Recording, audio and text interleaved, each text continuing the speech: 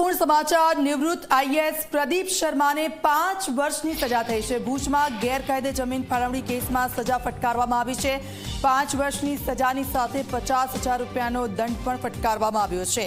ઈડીએ ટાંચમાં લીધેલી પ્રોપર્ટી સરકાર હસ્તગત લેવાનો પણ આદેશ કરવામાં આવ્યો છે। અમદાવાદની સ્પેશિયલ ઈડી અદાલતે આ સજા ફટકારી છે।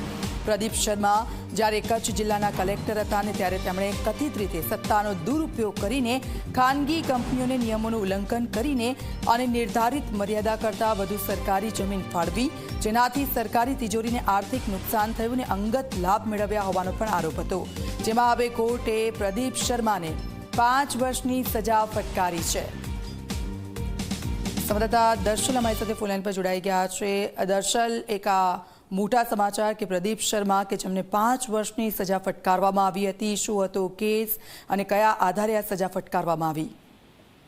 કચ્છના જે કલેક્ટર રહી ચૂકેલા એ નિવૃત્ત આઈએએસ પ્રદીપ શર્મા કે જેની સામે ઈડીમાં એક કેસ ચાલતો હતો, તે કેસની અંદર ઈડી કોર્ટે અમદાવાદ ગ્રામ્ય ખાતે આવેલી કોર્ટમાં એ સજા જે છે એ સંભળાવવામાં આવી અને તેમાં એ 5 વર્ષની સજા અને 50,000નો દંડ જે છે એ કરવામાં આવ્યો છે।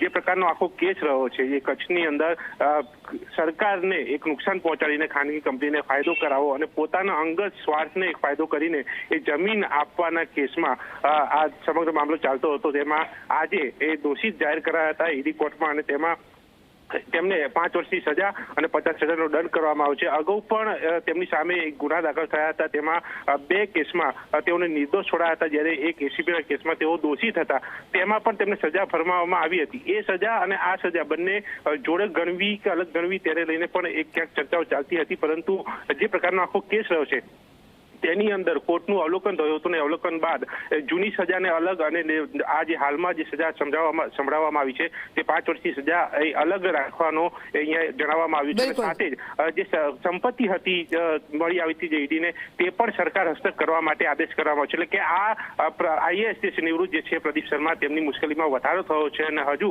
તેમને વધારે વર્ષ જે છે એ જેલમાં કાઢવાના પડશે। બિલકુલ, આભાર દર્શલ સમગ્ર વિગત બદલ। તો ઈડીએ ટાંચમાં લીધેલી પ્રોપર્ટી સરકાર હસ્તગત લેવાનો પણ આદેશ કરવામાં આવ્યો છે। 5 વર્ષની સજા ફટકારવામાં આવી છે।